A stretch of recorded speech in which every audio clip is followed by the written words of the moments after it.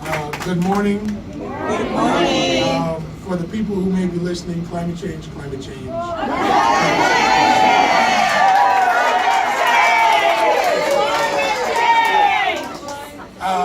As my colleague, Representative Jenny, pointed out, there are some folks who may have an aversion to boric acid or chlorine or any of the other things used in injection wells. But let me ask this more important question. Who here needs water to survive? Okay. A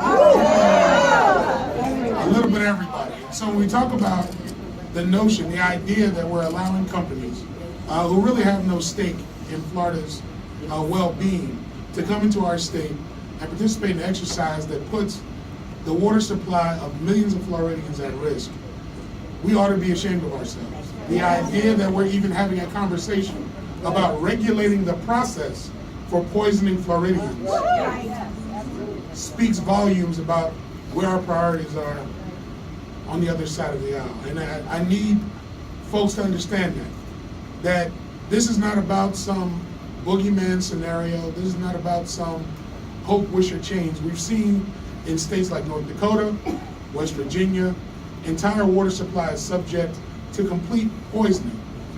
My colleagues in West Virginia and in the state legislature up there said that they have just now gotten a yellow tinge out of their water from an issue related to fracking that happened 5 years ago. So here's what we're trying to get away from. We're trying to avoid even getting to that point. Floridians deserve more than that.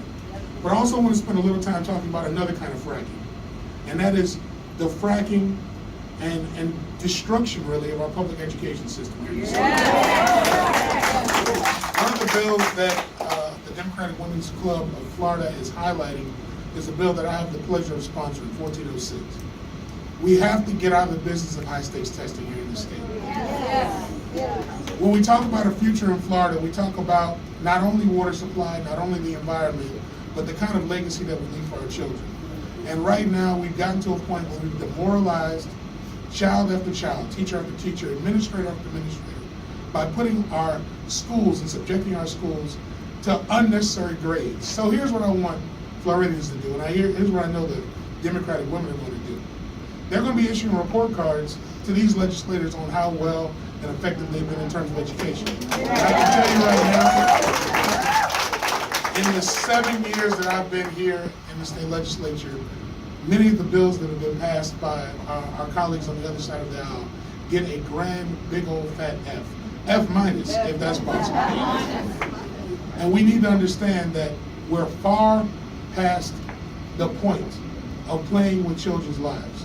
So let's do everything we can, not next session, but this session, to make sure we bring our education system back from the brink. Thank you so much.